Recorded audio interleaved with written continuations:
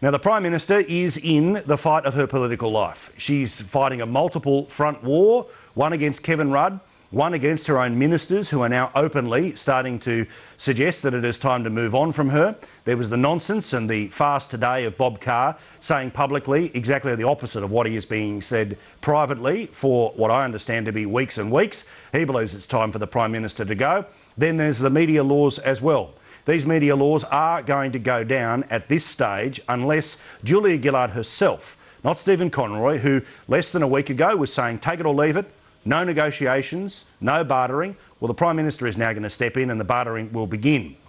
If the country independence can be won over, then some key parts of this legislation will get up. But you can forget the idea of multiple bills and everything that was there a week ago getting anywhere near passing the Parliament.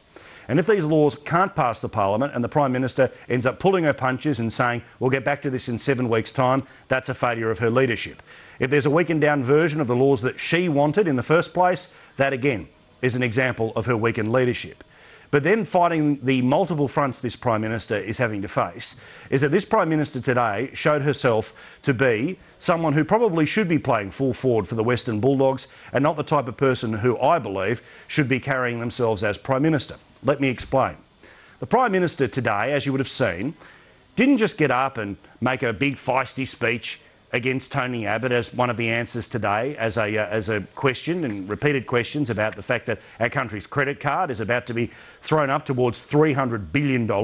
Instead, yet another distraction was thrown up and there was this exchange inside the Parliament. At the end of this exchange is a whispered comment from the Prime Minister, sledging, as if she was the full forward for the Bulldogs trying to take on a defender, as if she was a wicket-keeper trying to get into the head of an English batsman at the Ashes. This stuff is not the behaviour of a Prime Minister, and certainly not a Prime Minister who is truly in charge and in command. This is a perfect example of how Julia Gillard fights, strong publicly and dirty privately. Have a look.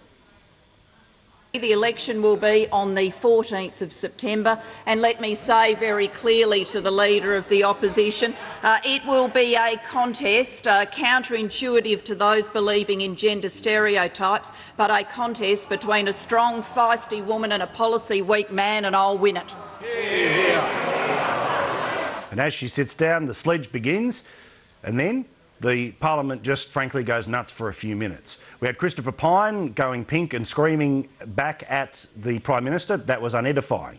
But for all of the people who want to talk about that, let us focus on the behaviour of the Prime Minister of our country.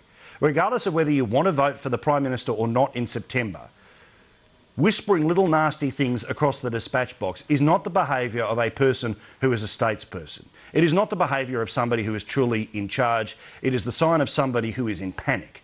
It's the sign of somebody who is desperately, ruthlessly trying to hold on to the control that she may well have over backbench MPs and union officials. And it might mean that by the end of the week, the Kevin Rudd forces once again will not be able to challenge the Prime Minister. But there are a lot of people watching politics today who would have taken a new look at Julia Gillard. What might have been a plus in the past about that misogyny nonsense months and months ago looks like a nasty low blow from a person who should be above it, regardless of whether it's Julia Gillard, Tony Abbott, Paul Keating, Bob Hawke, John Howard. Nasty little comments being made to the opposition leader are not befitting of a Prime Minister. It is the behaviour of a footballer or somebody who wants to be a